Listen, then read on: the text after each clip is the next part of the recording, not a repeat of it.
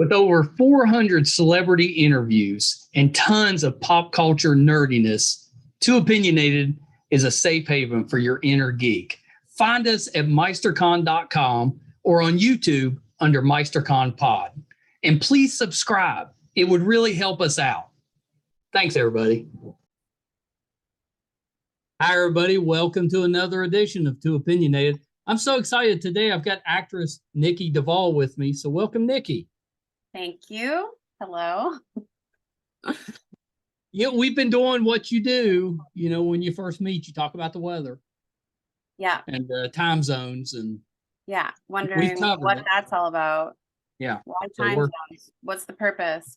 I know most people tune into the podcast just to find out about the time zone situation.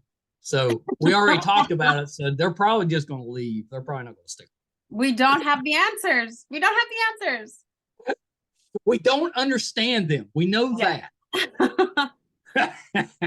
Someone can leave in the comments when they watch this video explaining the purpose. That's all we're asking. Yeah. Just a little guidance. That's all we're asking.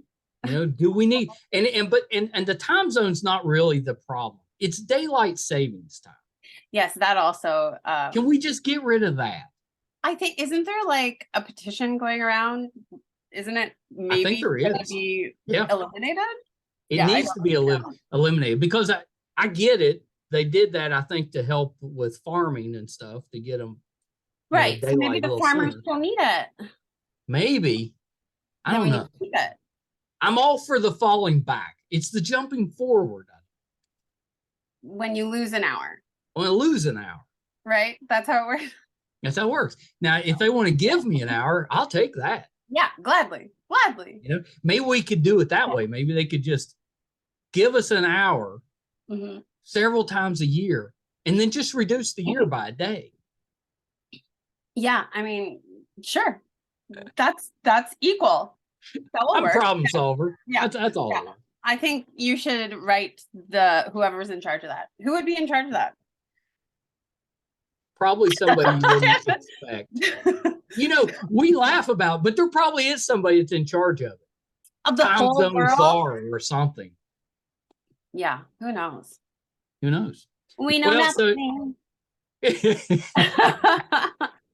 Well, so Nikki, I usually start this way. You know, talk a little bit about what got you into acting. What made you want to become? Okay, well, I started in the theater. I think at quite a young age. I believe my first taste of performing was in elementary school. That's pretty early. Yeah, doing I took like drama classes. I always loved it. I was a very dramatic, emotional child, so it was a way to like funnel all of that energy into something. And I was very, like, this surprises people, I was very shy. I didn't like to speak out in class or, you know, really share my opinions. So I found that the way I could be seen in front of people publicly was like to hide behind a character. So I think that's my first taste of like, oh, this feels good because I feel protected, but I also get to express myself in front of people and then have people give me praise, which is always nice. So I really found my place in the world. I think I found my purpose, and I never thought I would make it into a career because I grew up in Winnipeg, Manitoba. That's such a far-fetched thing. You know, you're like, oh, I don't know, I'll do it as a hobby. So I just kept doing it for fun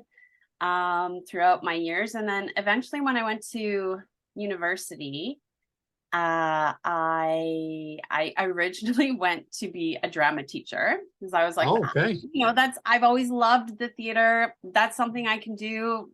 Make money, it has security. And then I think after year one, I was like, absolutely not. No, thank you. I'm just going to keep doing theater and figure it out. And and then eventually it just kind of led to me getting into the National Theatre School of Canada, which is in Montreal. And I just went with it and then made connections there, eventually moved to Toronto and then made it my full-time career. That's pretty good.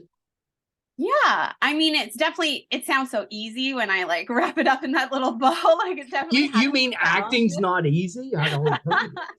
So No, it's simple. so easy.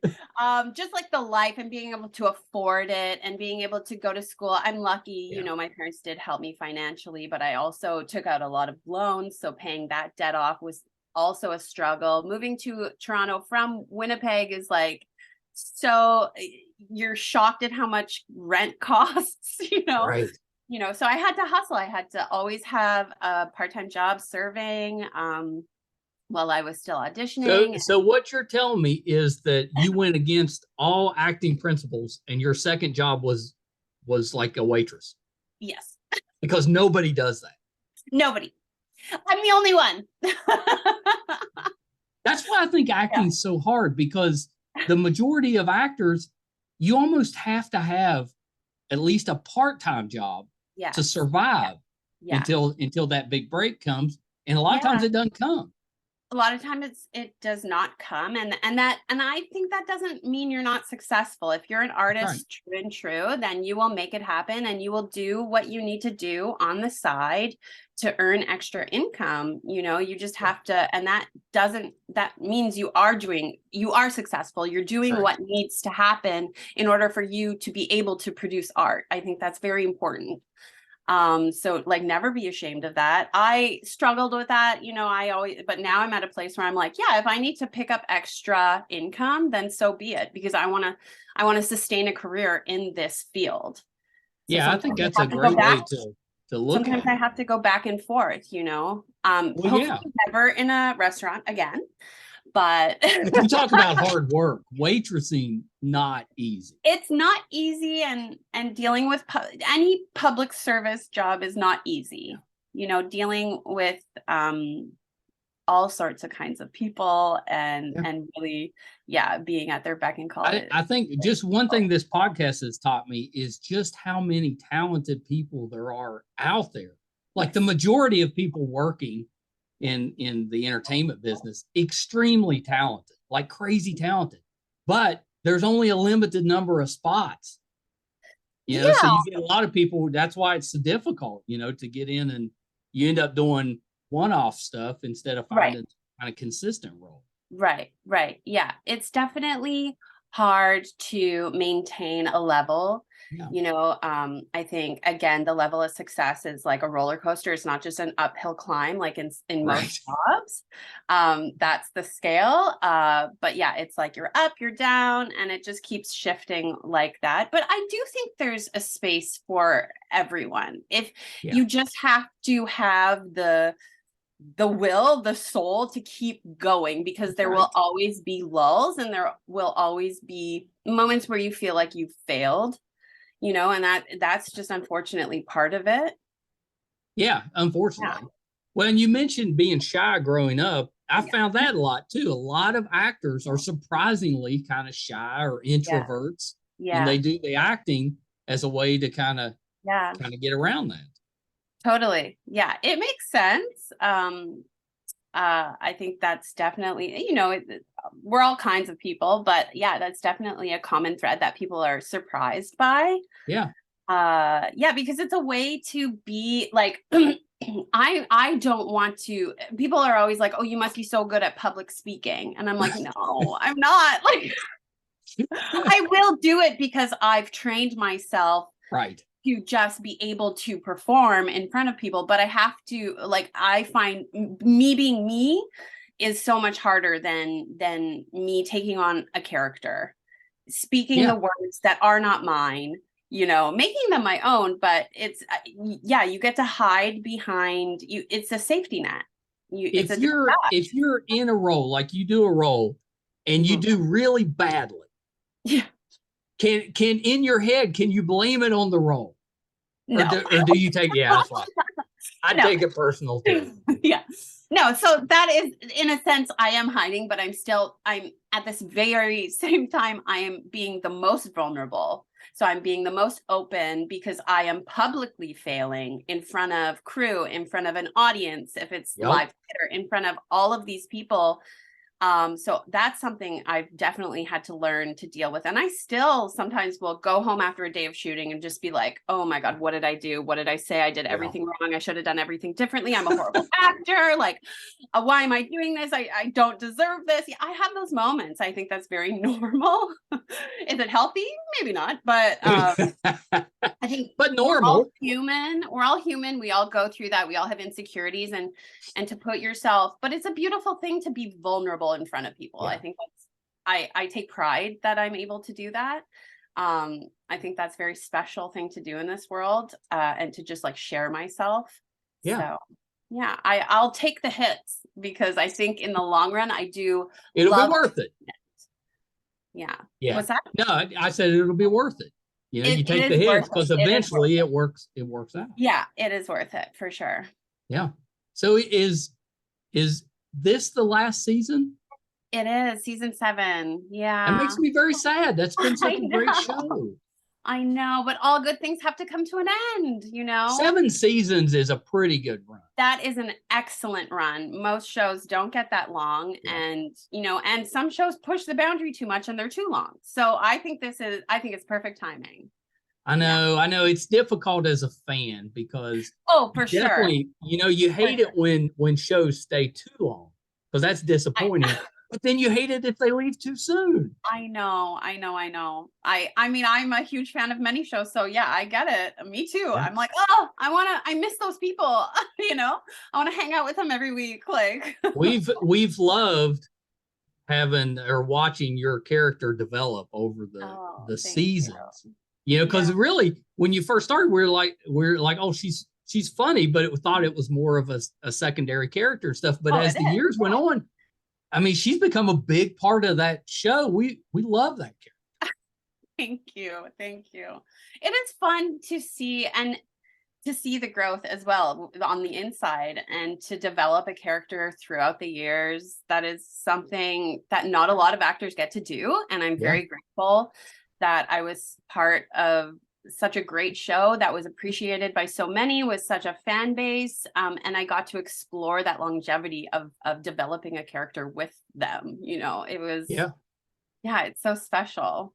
And year after year, I never knew if I was coming back. So it was always a gift, like I didn't know. Rosie has to come back. I mean, she's like I always enjoy, Rosie puts up with a lot.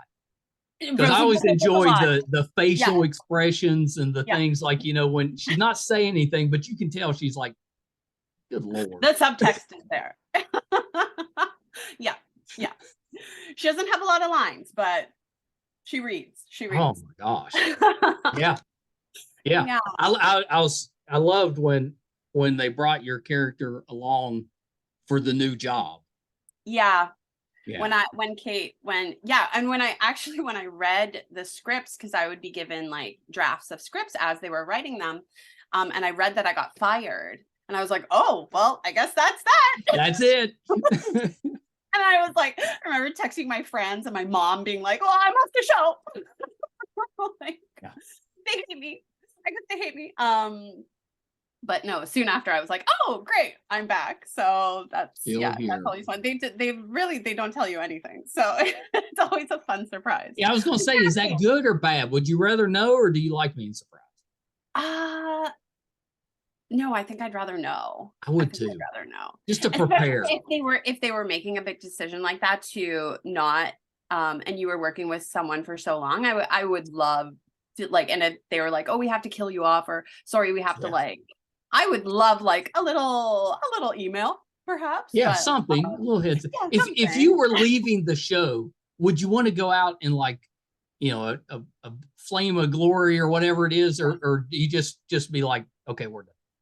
Oh yeah, like if they wanted to write me out of any show, I would need to die. I would need something to die or something like she blew memorable the office or something. Yeah, like I burned the office to the ground. Like I don't know. Yeah, Rosie would. She would. Or she's secretly been saving money and she like purchases the business right at the end, but doesn't tell her till it's Yeah, totally screws everyone over. She would. I know. I think that'd be hilarious. She seems nice. but She seems that way, but like we she's need to always get Rosie a working. She's always spin-off. working. Let's get Rosie a spin-off. Yeah, talk to the producers. You could call it like Workin Rosie or something. Workin Rosie. Yeah.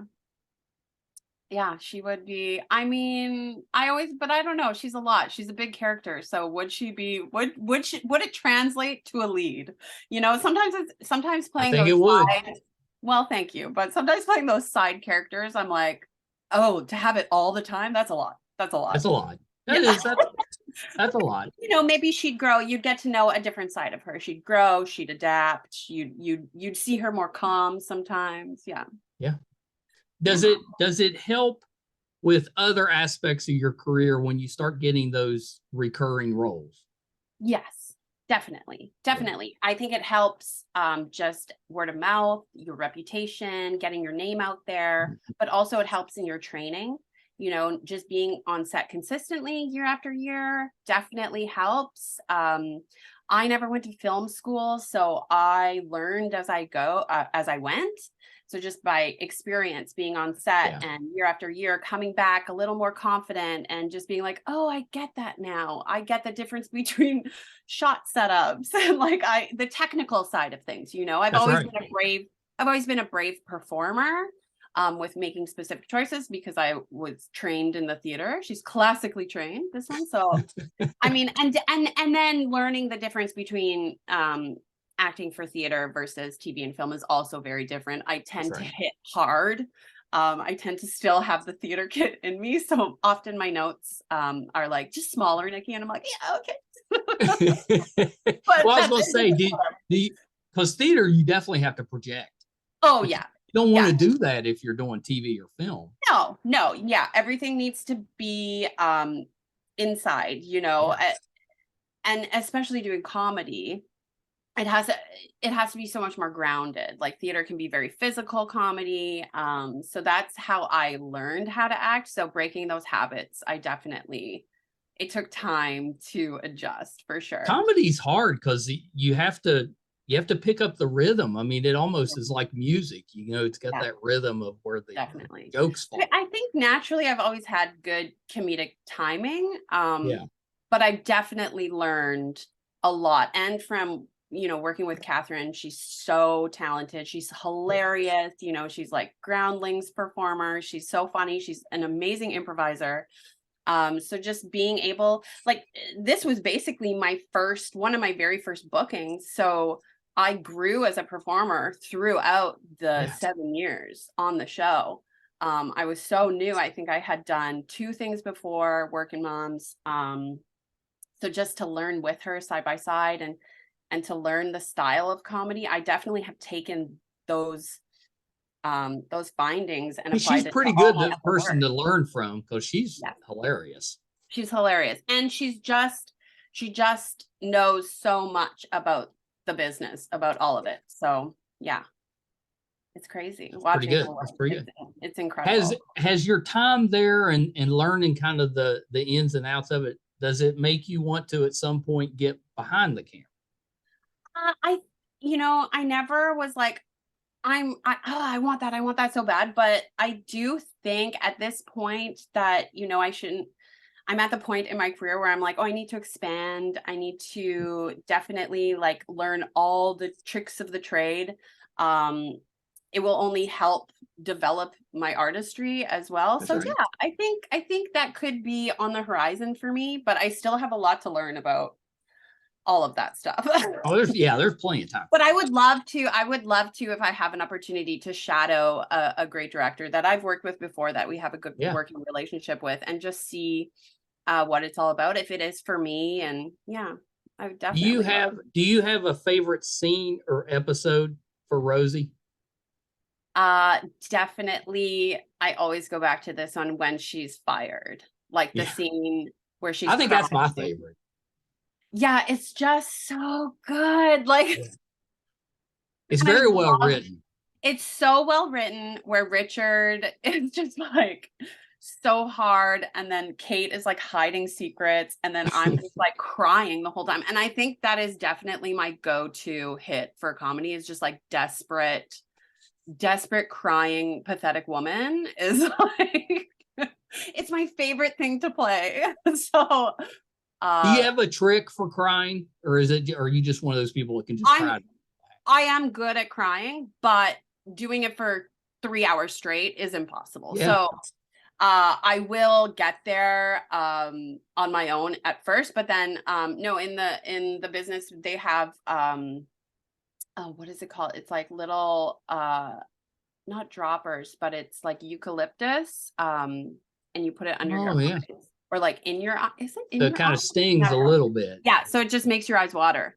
And then you create the emotion. Like I can get the emotion easily with like breath work and all that stuff. Right. But like your eyes will be dried up by 20 minutes. Well, yeah, you can't. Yeah, you can't cry for 3 hours straight. No. And especially doing a comedy, it's a lot harder to because you're like, oh, I'm still thinking funny, but I'm being so it's definitely difficult. But I cry all the time in life, so it's very easy for me. I know. I'm so emotional, and as I get older, I get worse. Yeah, agreed. Like just watching like a car commercial or like anything, like anything triggers me.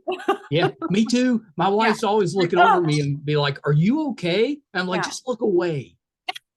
Embrace it. It's a beautiful thing. It's a beautiful thing. Leave me and my feelings emotionally available. It's very good. It's a good thing.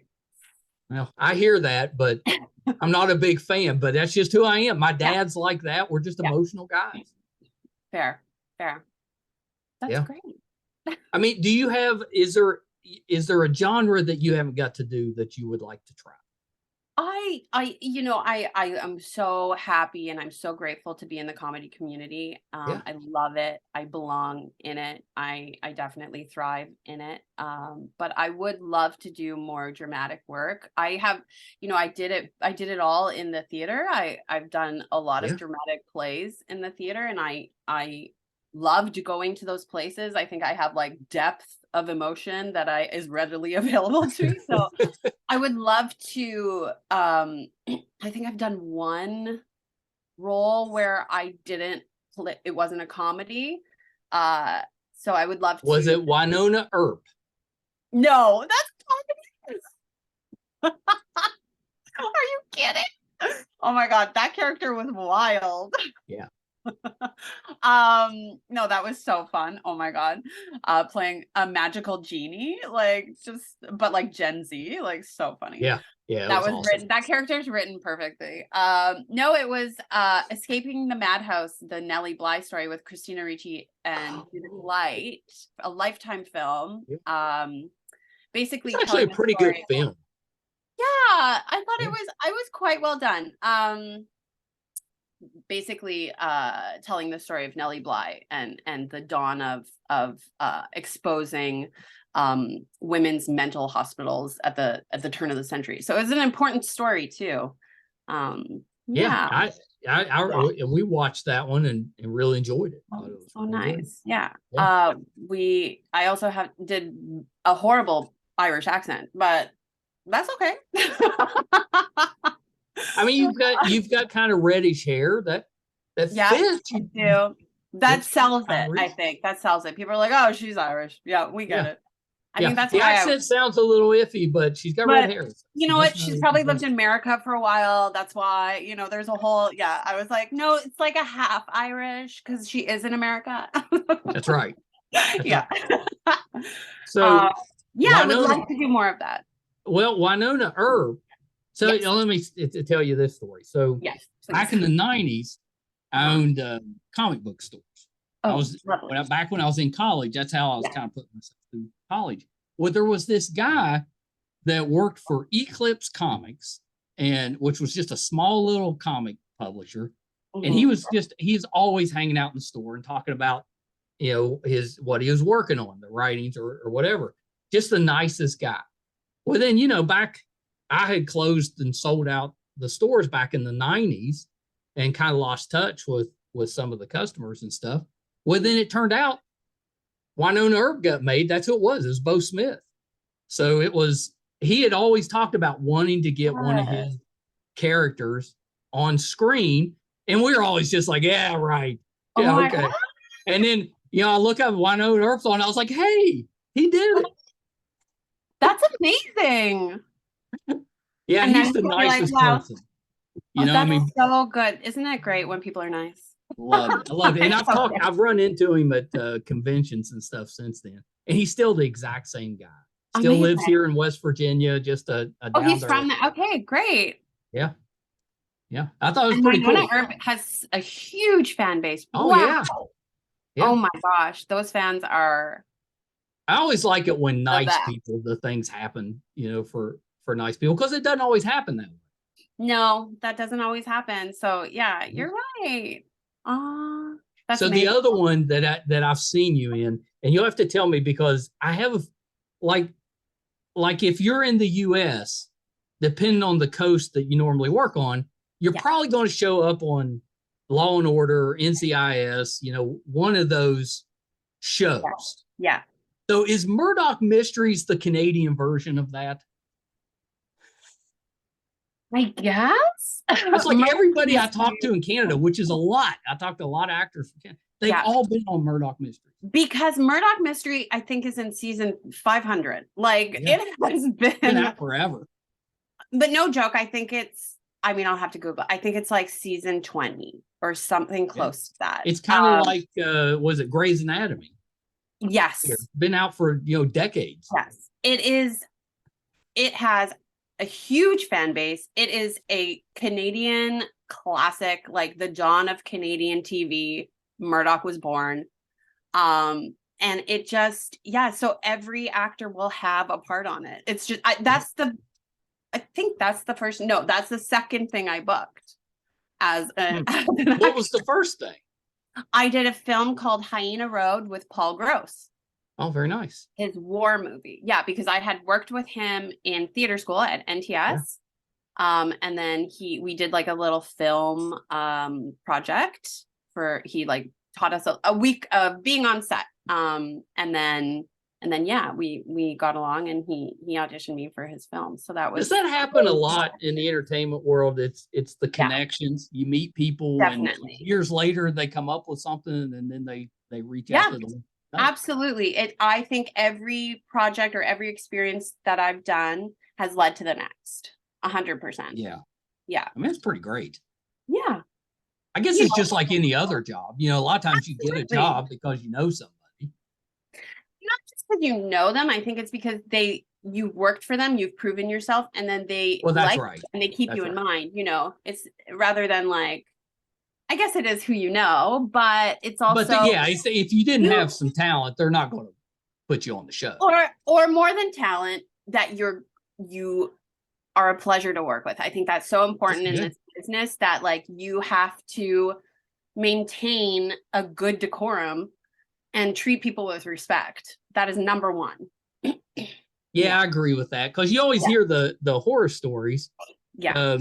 But the majority of the people that I've had the pleasure of talking with, the best people, they're so nice. And it's just like anything else. You always have a few that might be a little difficult to work with, but the majority. Oh yeah, for sure. I've been pretty lucky though. I don't think there's been any monsters. So that's you haven't run into like the meltdown on set, food being thrown or something like that. I wouldn't put up with that. I would be like, absolutely not. No, this is not how people act. Like, we're not children. Yeah. No. The last day of filming, you didn't toss a donut at somebody? You know what? I did. I'm the one who did it. I'm tired of not telling people. Oh my God, no. Deserved it. And I picked the one with the everything on it, the frosting and everything. Yeah. Toss that at him. Stuffed Boston cream in your face. Yeah. I'm the monster. Could you imagine? I'm like, no, everybody's so nice to me, but I'm the crazy one. Right. I told them chocolate glazed. Yeah. They didn't bring it. It's on them. Yeah. The worst thing someone could do, honestly. Mm. No, moral of the story is be nice. Well, that's the same in any profession. Nobody wants to work with a jerk. Nobody wants that. Nobody. Yeah. And when you get right down to it, nobody is big enough that they can just be a jerk to other people. I Nobody don't think should so. be able- People think that they are. I think that's the problem. But I agree with you. I don't Yeah. think any sort of talent or fame trumps being respectful of others. Yeah. No. That's right. That's right. Yeah. So do you sing? Like if you do theater, are you able to do a music? I've done musicals. Okay. I'm not the best singer. But you can hold your own, obviously, or you wouldn't be singing in a musical. I haven't done one in a long time. I would not say I'm a singer, but I'm an actor who can sing if she has to. Okay. Mostly the parts that I've done in musicals are very charactery, so it's like I rely more on not being the best singer, but can hold a tune and can just sell it, you know? Yeah. Yeah, but there's a lot to be said with that.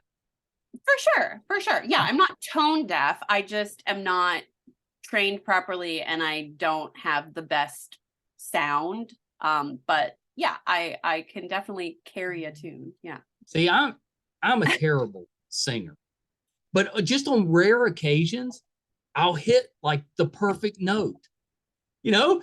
And I'll do it and like my wife will look at me and be like, "Maybe you can sing." But then I can't repeat it.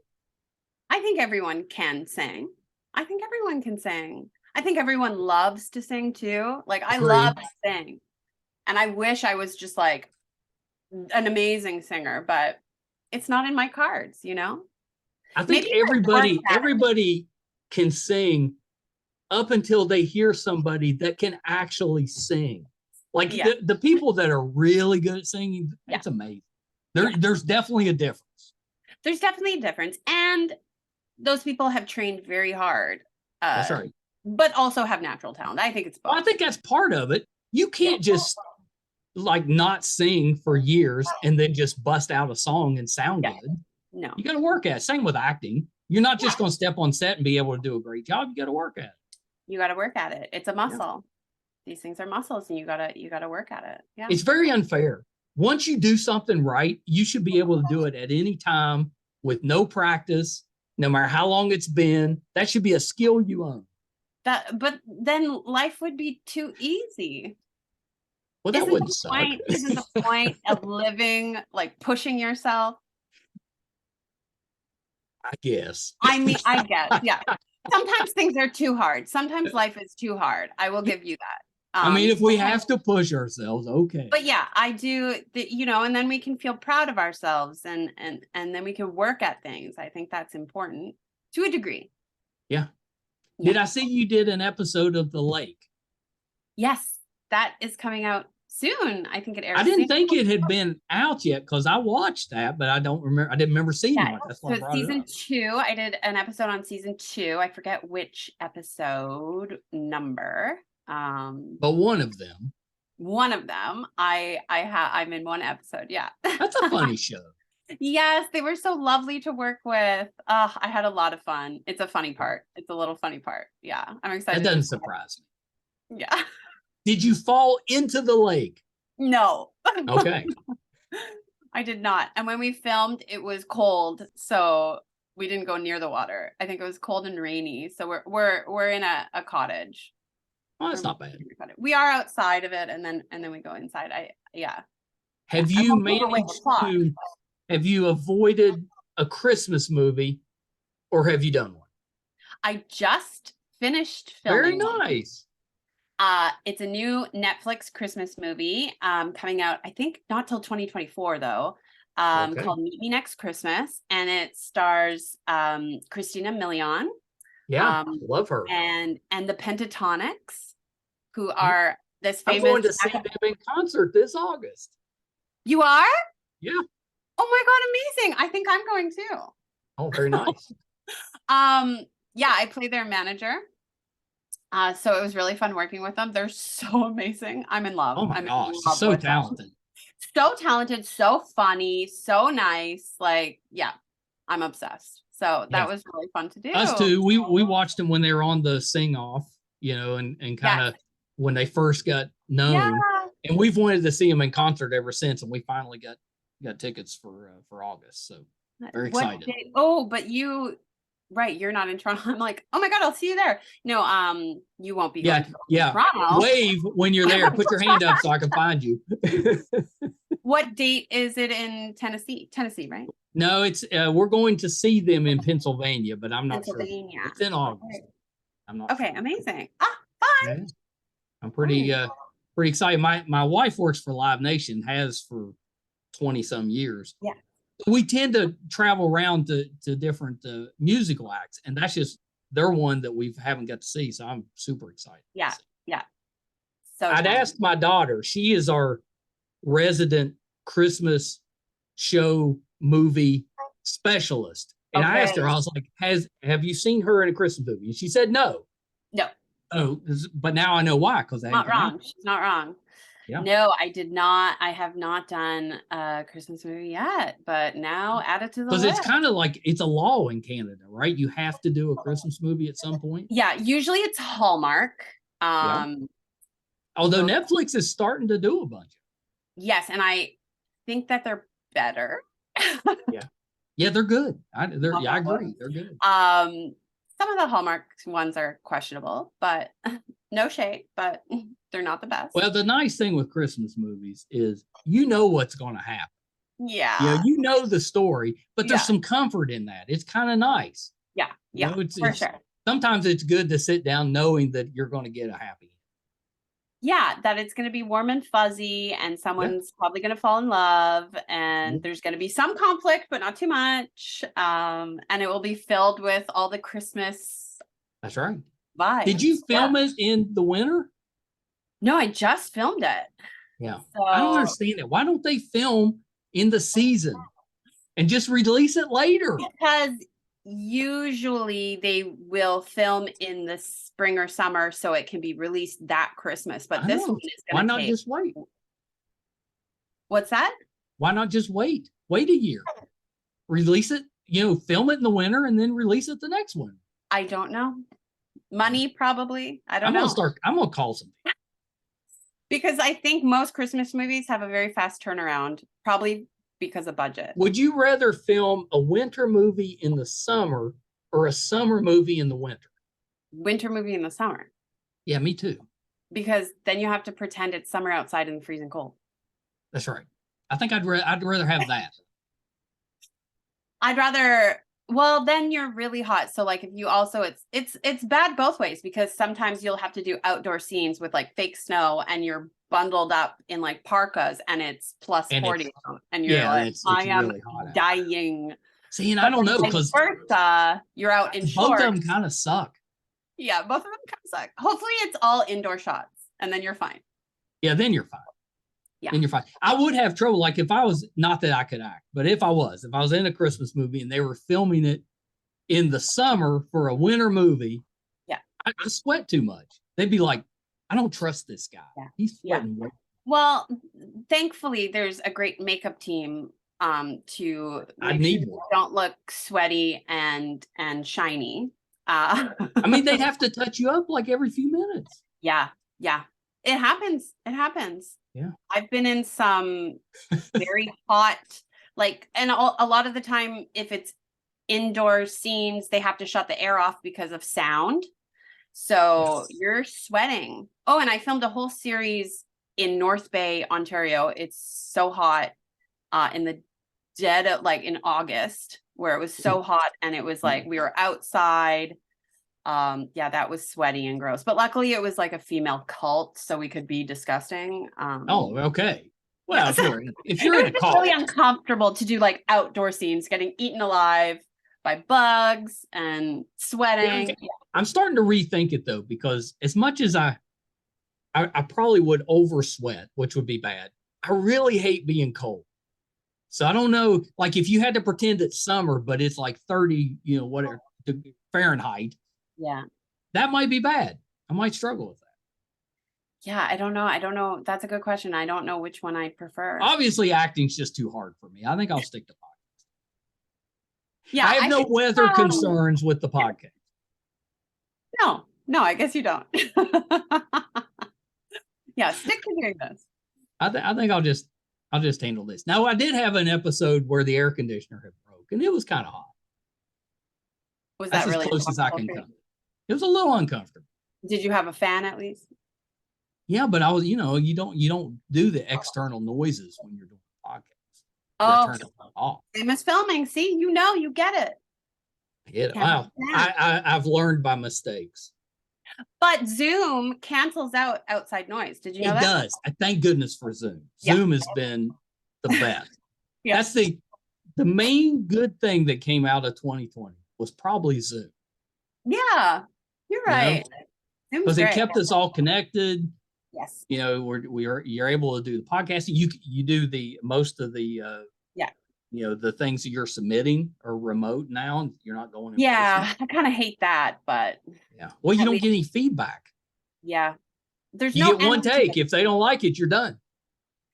Well, the thing is that I think they take in more submissions this way, and there's no energy exchange. There's no like they're showing up the same time you are, so you for sure they're going to watch it. You send it out and you don't know if somebody's watching it. That's don't know if they're watching a second of it.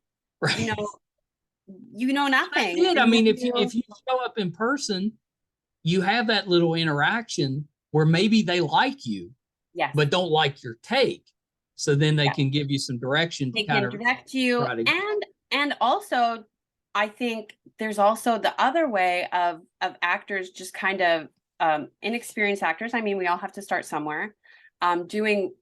You can do as many takes as you want, and then doing or by fluke doing a really great tape, and then they get to set, and you're like, you really don't know what you're doing. That's right. That I've seen that happen as well, because everybody's just booking. I'm all for just like being in person but like I get it, safety first. But now I think we should be back in the room. Yeah, I want to get back in the room. Well, you also lose that networking opportunity. Yes. Yeah. Because they might like you, but you weren't right for the part, but they remember you for a project later. Or if you send a tape in, they're done. They look, they don't like it, they're done. You're not going to be as memorable because they're not taking the time to meet you. Yeah. That's right. Yeah. Now, I will say 2020 was pretty good for podcasting because everybody was stuck at home, and almost every invitation I sent out, they're like, we're not doing anything. Oh, of course, we'll come on. Yeah. So it was good for that, but I'd have given it up if we could have just skipped that. You would have given it up if you didn't have that? I would have given it up if we could have all avoided the COVID situation. Oh, I see. The benefits that we gain. Well, that's very nice of you. I'm a giver. You're a giver. Yeah. But we got to look at the positives of what a horrible situation gave us. Absolutely. We have to. Did you pick up a new skill while we were quarantined? Yes, I pickled every vegetable known to man. I like that. I don't do it anymore. Already? You're already done? Never done it since. I could, but I'm just like, Did you pickle eggs? No, okay, no, I didn't. Okay. Just vegetables, and some turned out, some did not. But I made some really great pickles. My favorite were pickled Brussels sprouts. Oh, I've never tried that. Amazing. I don't know. Brussels sprouts, just as a vegetable, they need a little something to help them out. Oh, yeah. No, I mean, I think people are so used to, I don't know, maybe when you were growing up, your parents just boiled them, and that's disgusting. Yes. Oh, they were terrible. No vegetable is good just boiled. No. I'm not sure anything's good just boiled. No, it needs flavor. It needs something. So like a roasted, but I love a roasted Brussels sprout. Yeah. So good. But then pickled, even better. And they were like a sweet and sour recipe. Oh, I'd probably like that. So good. I should make some more. I was going to say, see, now this could be our YouTube channel. Yeah. We'll get together and pickle things. Yeah, and just try things. And then if they fail, you'll be like, don't make this one. Guys, don't make this. What's a vegetable that failed? What failed? Something. Oh, I did pickled peppers, and they were just soggy. Yeah, you think those would work, but Yeah, I don't know. Yeah, I guess roasted red peppers is better. Pickled, they were just like mushy and disintegrated. It needs some sort of crunch or no bueno. Yeah, it's not good if it doesn't crunch. What else? Oh, asparagus, also not good. Really? Because that one I would think would work. Yeah, still soggy. So maybe I didn't do it right, but yeah. Did you do like beans? Did you have some type of like a green bean or something? Oh, green beans were great. Green beans. I was thinking like beans. No. Like kidney beans. Yeah. No. Yeah, I don't know that you could pickle. But green beans or corn. I've seen people do corn. I love pickled anything. Truly, I love pickled or too. fermented anything. Like I'm the same way. Yeah. It's good for you. It's good for you. Good for the digestion. Yeah. Yeah. Probiotics, Yeah. That's you get anything pickled, I'm pretty good with, assuming that it's paired with something that it goes with. Of course, yeah. I mean, no, I could crush a jar of pickles like on its own, but well, that's different. Yeah, nice in a salad with some other components. Yeah, or a little side dish. I'm getting kind of hungry. Go open a jar of pickles. I'm gonna have to cancel some interviews because I got to run to the store and get some pickles. Yeah. I think it's important. It's worth it. Yeah. What do you put on your hot dog? I mean, I never eat a hot dog, but if I were to, I just don't. I don't know why. You don't put like a pickle relish on a hot dog? Definitely. I was gonna say relish. Yeah. Like pickled onions. Oh, I like that. Like red onions. Yeah. Or those raw. Are good on tacos, I also too. What? Those are good on tacos too. Yes, pickled red onion. Yes. I would do a mustard, probably like a hot mustard. I would probably do a ketchup too. I just like load it, everything, and even raw onions. I love raw onions. I do too. Yeah. That's usually me. I'm usually like a mustard. Yeah. Onions, just raw onions, and some type of pickle relish. That's usually my hot dog. But now West Virginia, their hot dog is normally chili and slaw. That's a West Virginia hot dog. Chili and slaw. Like chili, like as in the spice, or chili like chili? No, like chili, like kind of like a meat chili, not a bean chili. Okay. Slaw. That's what normal West Virginians, that's what they would say they love. But I don't like mayonnaise, so that kind of kills the slaw for me. Chili and what else? Salt, you said? Slaw. Like a slaw, like a coleslaw. Oh, slaw. Yeah. Oh my God. I mean, but I don't do good with mayonnaise, so that sounds really good, but so not a hot dog to me. But it sounds great. It sounds like a sloppy Joe more. It kind of is. Yeah. Okay. Kind of is. Yeah. I don't know how. I told you I'm getting hungry. My wife's out of town, so I'm trying to think of things that I can make easy. What are you going to have for dinner? Probably hot dogs. Good for you. I think that's the one. I'll have to go get some. Okay. Oh, no, that's probably not true. I'm probably just going to order something, have them deliver it. Yeah. Order hot dogs. That might not be good. I don't know. Yeah, you can't, like a hot dog, you have to eat a hot dog very quickly after you make it. Yeah. Or it's just not going to do good. Yeah. Do you have a go-to food? What's your go-to food? I mean, I try to eat really boring and healthy. Yeah, it's not fun. Same, but it's not fun. But it's, I mean, it can be fun. I make really good salads. But if I do like some salads. I hear you put pickled stuff in them, so maybe. I always do a roasted vegetable component, a fresh vegetable component, a pickled component. Oh. Usually the dressing is either like a lemon vinaigrette or a tahini. Yeah, I'm in. Sounds pretty good. Whatever protein I want, usually just chicken. Do you put cheese in it? No, I'm not a big cheese person. Yeah. If I'm feeling crazy, yeah, maybe. Like a feta, maybe, or blue cheese, something like that. What's that? Feta. Feta's good. Goat cheese. Blue cheese. Yeah. I think we need to do a cooking channel. Sure. I don't want to cook though. I just want to be there to taste it. Okay, somebody else has to cook. So somebody else has to cook. Gotta figure that out. We're just going to be there to eat. We're going to find somebody else to cook. Yeah. I think maybe you should just like go around. I mean, isn't that what Guy Fieri does? Just goes around and like eats. I think so. Guy Fieri. That's who you are. Yeah.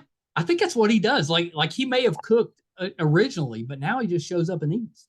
Yeah. I mean, he's got to be a chef. I know nothing. I know literally nothing. He's got to be a chef to like appreciate the food and to like have his opinions matter. Yeah, for sure. Right. At some point, he's cooked something. Yes. Although that would be kind of cool if he never has. People just trust him. They're just people just believe that he knows what he's talking about. Yeah. I mean, you say Flavor Town, everybody's like, I'm in. That's true. You look at him and you're like, you know what you're talking about. Yeah. If you were not in the entertainment business, what would you be doing? Because we know it's not drama teacher.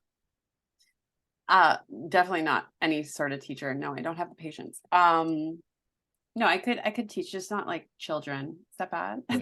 I'm on a show called Workin Moms. Children are hard. Teenagers specifically scare me. They can be kind of mean. To be so mean. I think I'm just like still traumatized from when I was a teenager. What would I be doing? Probably something. I don't know. I'm like, do I have any other interest? No, I do. I was gonna say, well, that's okay because it's not like you're switching professions. I'm not, but what if I can't act? Then I have nothing. Well, we've established that you can wait tables. Oh yeah, I could do that with my eyes closed. I hate doing it, but I could. Nobody likes it. Even people. Well, that's not true. My stepdaughter waits and she loves it. I have a good friend who loves it, but he also loves good food. Like he loves food, he loves wine, like he probably likes interacting with people too. He loves it. He doesn't like when people are difficult, but he loves the experience and the exchange and feeding people well. Like, yeah, he loves it. There's nothing better than a good waiter or waitress. Yes. Because they're hard to find, but if you find one, they're the best. Yeah, I don't think I'm good because I always treated it like it was my side gig and I didn't care. I was like, I'm in and out. Your side gig. I know. I'm like, my heart's not in this. But people who their heart is in it, like this is their career. I think that's all the difference. It makes all the difference. No, but maybe I would be like an antique collector. Oh. I do love antiques. I like that. I don't know much about it, but I think I could like really get into that world. I love old architecture. I love old buildings. I love old antiques. Like I love just going to an antique store and looking at everything and being like, oh, like think of the people who owned this, like the life that it's seen. And the world was so different so long ago and that this was in someone's home and it was new. Like that's crazy to me. And I think it would be kind of fun just traveling around to antique stores. That could be fun. I do. Yeah. I always will make sure wherever I am, I'm like going to an antique store. Yeah. It's just neat seeing that stuff. Yeah. Yeah. I think we've established that antiquing and pickling, that's your career path if this doesn't work out. Thank you. Yes. Okay. I will write those down. You can be an antique pickler. I could open an antique shop and also sell my pickles. Oh, there you go. I don't think that's ever been done. No, that's antique the first time that's ever been paired. Pickle shop. First of its kind. Nobody steal my idea. Yeah. Okay. Okay. Yeah. You need to copyright that now. Yeah. Yeah. Get that done. Writing it down. Yeah. Well, Nikki, thank you so much. This has been a blast. I'm such a fan of yours. We absolutely loved watching your character grow on Workin Moms. It's been the best. But I think you're so talented. Every time I see you show up on something, I'm like, I know she's going to be good. And you always are. Thank you. That means the world to me. Thank you so much. That's so kind of you to say. Oh, yeah, you're so welcome. So a couple of little things before we wrap up. Anything that you're working on that we haven't talked about that we can kind of keep an eye on?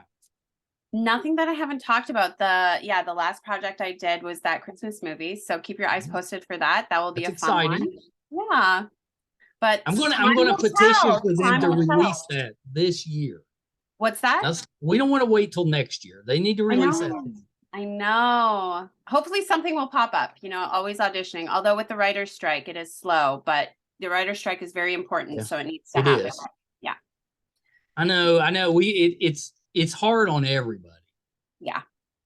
But it has to happen. It's hardest on the writers. So. That's right. Oh yeah, absolutely. Yeah. It has to happen. Equal pay is very important across every job. It's important, but right now this is what they're fighting for. So I totally support. Have you been in a picket line yet? I have not. Yeah, me either. But I'm willing if somebody needs the help. If I was in LA, I would be going. Yeah. I would be. Yeah. Yeah, they've had some pretty big crowds for some of them. Great turnout. Yeah. Yeah, it's been pretty impressive. I always think it's neat seeing everybody support each other that are within the entertainment business. Which you would think if everybody's kind of like, oh yeah, this needs to happen stuff, it would just happen. No. Because the people with the money want to keep their money, It's the same in every profession. It's the same with people at the top don't want to come down. It's just how the world is built, and that's the worst thing about it. I totally agree. The rich stay rich and the poor stay poor, and we are all trying to change that. Well, most of us. The rich aren't, but there's a few of us that are not trying to change that. Yeah. There's a handful not trying to change, but yeah, we're all trying to change them. Okay, so the last thing before we wrap up, where can we find you on social media? So I'm most active on Instagram. Nikki Duval @Nikki Duval is my handle. So you can follow me there. Please do. I always post whatever I'm working on and fun pics. Yeah. Well, Instagram's the nicest. Yeah. I tried to do the TikTok thing. Can't handle it. I'm on there, but I'm really just lurking. Because there's some really talented people on there.